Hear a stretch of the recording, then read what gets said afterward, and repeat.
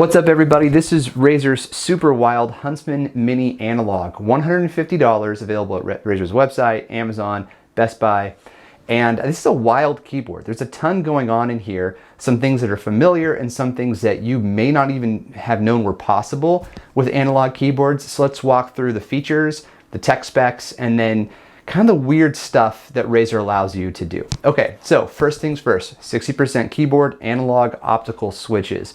All the keys are individually backlit. There's a number of different configurations you can choose from.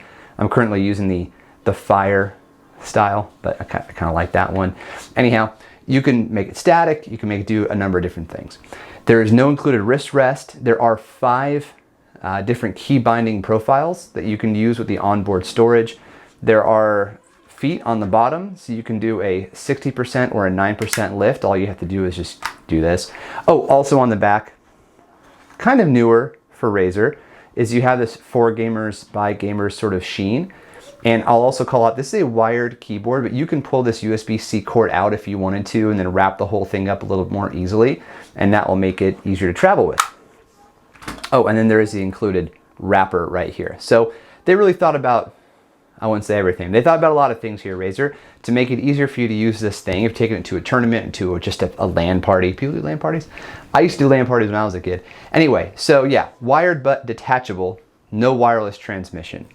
These are the Razer double shot PBT keycaps. Okay, so if you like Razer's keycaps, you're going to like this. And as a 60%, that means there's no number pad. There's no like detachable number pad or something included here. Like this is what you get, right? There are no macro keys, it's just this. Now, there are secondary keys or secondary options for all the keys, almost. Okay, so you get your function row at the top, so you hold down FN, and then you can use these secondary functions. There's media options too, from tab through R, actually through T. And as you go through it, you know, look closely, you'll find other secondary keys. So, or secondary options, there's only one set of keys.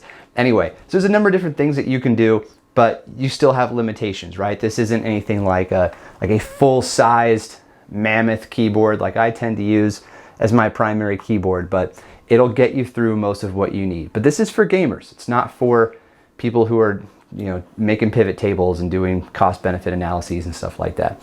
Okay, other features, what did I miss? Okay, so you got programmable keys, 1000 hertz ultra polling as well. This thing is very smooth. I think I've tested every Razer keyboard, I think. Maybe I've missed one. I'm like done 90% of them.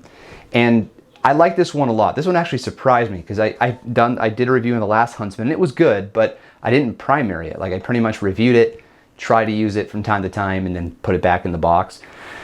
This one I've been using a lot of. The only reason I switch between this and that full size one I just showed you is for the number pad, because I work more than I game. But just a heads up, like I actually really like this keyboard, and you know, I'll be using those, sit on my desk and I'll plug it in from time to time. Okay, so check this out. Analog keyboards, part of the benefit of them is that they're pressure sensitive and you can bind them to different types of functions. Okay, I know that sounds really weird, but here's what I'm gonna do. I'm gonna pull up Razer Synapse, everybody's favorite application, and I'm gonna show you what I'm talking about. All right, so here is the Razer Synapse application, and I have the window open for the Huntsman Mini Analog. So the real meat and potatoes here is this Gamepad Remapping. This is where it stands out from other keyboards that you may have seen.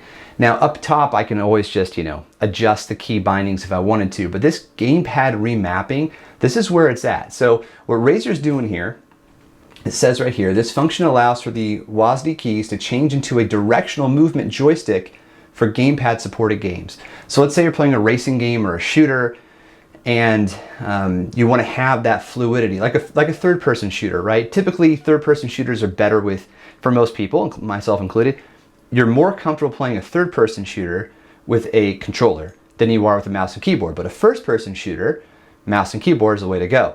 Or a racing game. So let's say you're playing a game on your PC and it's maybe not optimal for a keyboard.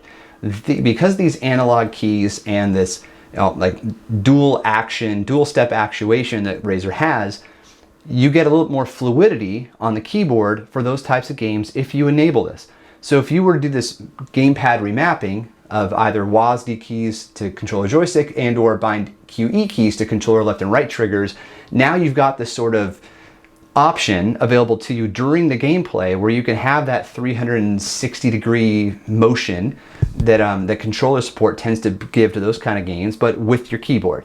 So I've been playing games for over 30 years, mostly on PC, mouse, and keyboard, and I don't have the dexterity I used to have with video games. So for me, this isn't really my cup of tea. I'd rather just have a really good gamepad. By the way, I use a Razer Wolverine V2, or I would prefer to have mouse and keyboard for the kind of games that require that. And then I've got my PS5, I got my Switch. Like, I'm all over the place, but everything has it's purpose built, because that's just where I'm at in my life.